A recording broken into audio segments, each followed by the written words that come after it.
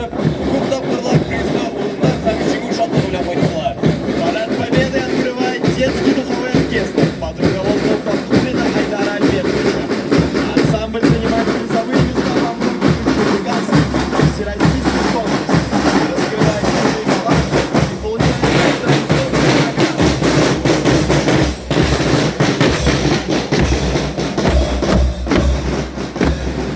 Җиңү паркында шәһәрдә ашлык кабул итү предприятиесе хезмәткәрләре якынлаша. Бай тарихы, олы дәрәҗәгә лаек үз йөзе, үрнәк традицияләре белән дан тоткан әлеге оешманы үзе дә ут давылы кичкән кыю егет, Татарстан Республикасының Атказангал авыл хуҗалыгы хезмәткәре Вәлиев Фәнис Таһир улы җитәкли.